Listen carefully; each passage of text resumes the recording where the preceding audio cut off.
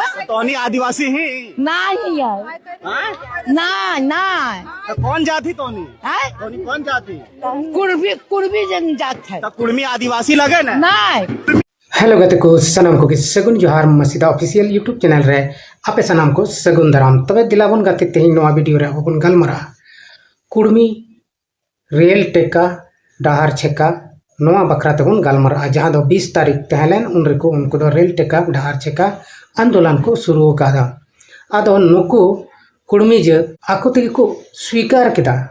को स्वीकार किदा आले दो आदिवासी दोले बांग कना नवा वीडियो क्लिप आपे उदु अपेया इसके बाद गे आपे पे बुझाव दाड़े सरी गे नुकु कुर्मी दो आकोते चिलका को स्वीकार किदा मेन आदिवासी दोले बांग कना मेनते आले दो कुर्मी जात कनाले आर आले दो आदिवासी दोले बांग कना आदो दिलाबन तबे ओना कटी मारंग वीडियो क्लिप बन ᱧᱮᱞ लेगे टोनी आदिवासी ही नहीं है हाँ? ना तो कौन जाति टोनी है टोनी कौन जाति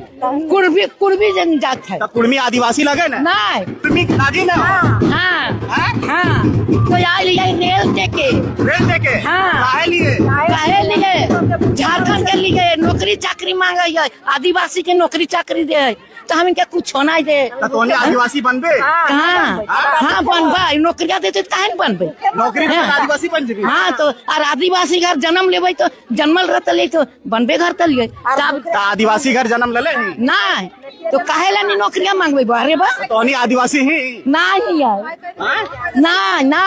तो कौन जाति टोनी है टोनी कौन जाति कुर्बी जन जात है तो कुर्मी आदिवासी लगे ना नहीं तबे गते को अब नवा वीडियो क्लिप ᱧᱮल किदाबन आर नोंडे मिटन बुढ़ी हड़ कनाय मिटन दकागो बुढ़ी हड़ कनाय नुई कोठा भाषाते रोड़ेत कना जे आले दो कुर्मी दोले बांग कना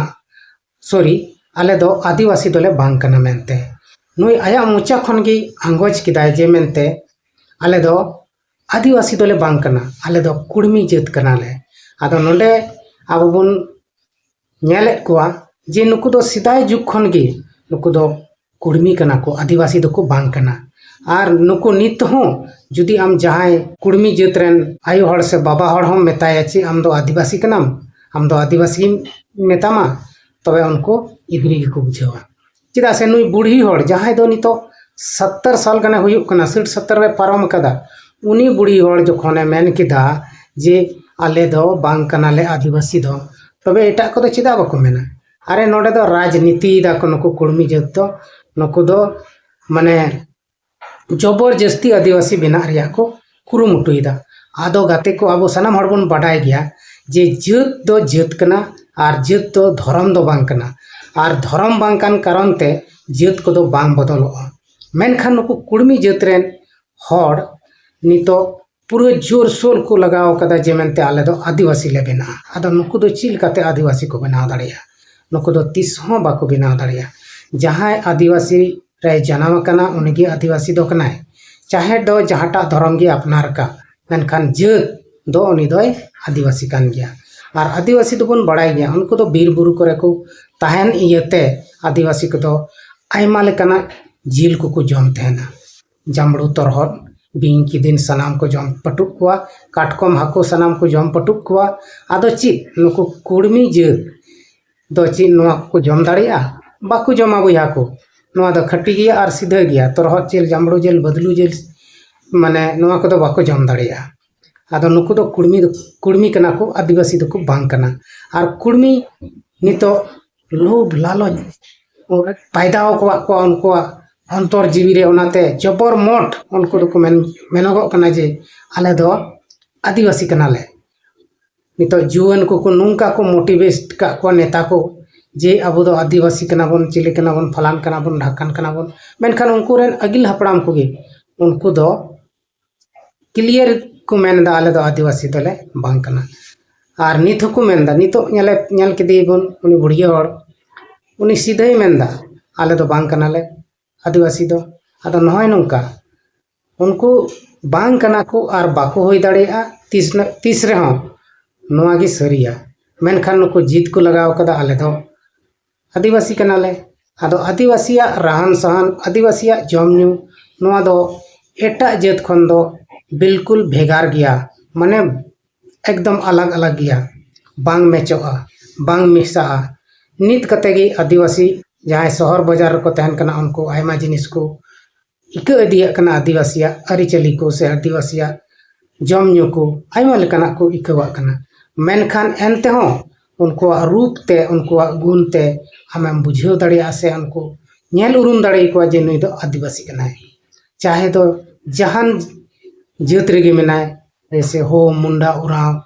जहाने जात रेगे मेनाय मेनका उनी दो नेल उरुमिया जे मेनते नुई दो आदिवासी कना मेनखान उनको तो कुड़मी दो बिल्कुल दिको लेका को नेलोआ और उनको भाषा हो नेल तको पे भाषा हो उनको दो कोरठा हिंदी नोआ को को रोड़ा और आदिवासी दो जहाँ तिना प्रजाति मेना को जहाँ तिना जनजाति मेना को उनको दो आदिवासी भाषा दो सेम सेम मिल तको गया मी बार कथा के हानते नते बेड़बा गो तको मेनखान लगभग आदिवासी भाषा दो सेम सेम मिल गया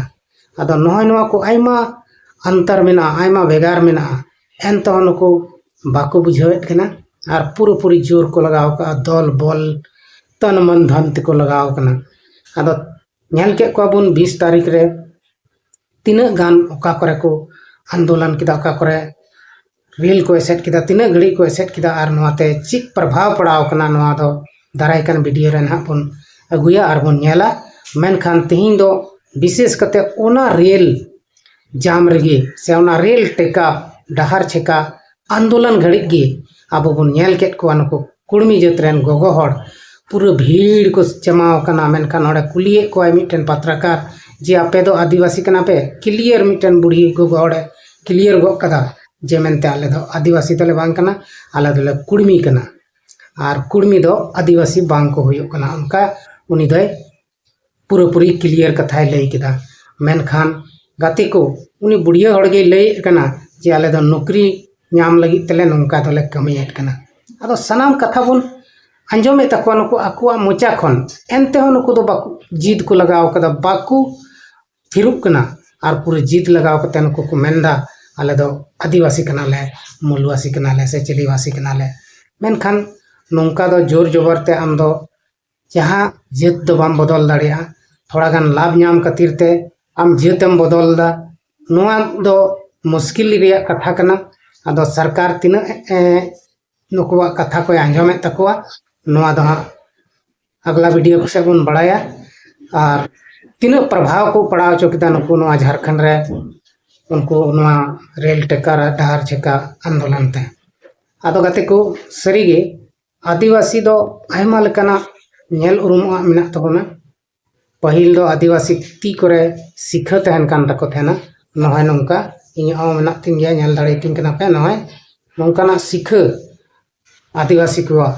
तो कुड़ी गिद्रा को हाँ कोड़ाम करे खोदा तहना और आयमा लेकाना नेल नाम चिन्ह मेना तकोआ और नोंकाते आदिवासी से संताल को दो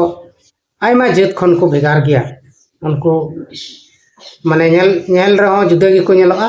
अब बन नेल उरुम दाड़े को गया जहां हड़ गे से दिक्कु पुसी को नेल उरुम दाड़े को गया बोले नुको दो आदिवासी कना को मेनते मेनखान नुको कुड़मी दो उनकान चिक चिन्ह हो बनु तको जे आदिवासी के सला नसीना मैचो को मेनते उनको दो एकाल गे बाको मैचो भाषा क्लियर गिता को से आयमा लेकाना कमी को से पूजा पाठ को सनाम भेगार भेगार गिता को अदो नोआ इयते अब बन बड़ाय दाड़िया कना जे नुको कुड़मी जात दो आदिवासी दको बांग दो लहा को तहे कना बांग दो नित को होयोआ और बांग दो भविष्य रे कभी को होई दाड़िया आदो गाते को नोय तिहिना नोआ वीडियो रे अब बन बड़ाय नाम केदा जे मेनते आदिवासी दो आदिवासी कना को उनको दो एटा जात सला दो बाको मेसा और नुको कुड़मी दो आदिवासी दको बांग कना नोआ हो आकुआ मोचा खन गे बन अंजम केदा आदो देलाबन गाते को तिहिना नोआ वीडियो रे दो इनका गे बन ᱧᱟᱯᱟᱢ कना और हम बन ᱧᱟᱯᱟᱢ नेक्स्ट वीडियो रे मा तबे एंडे खान सनाम को गे इन सेन को मुचे जोहार।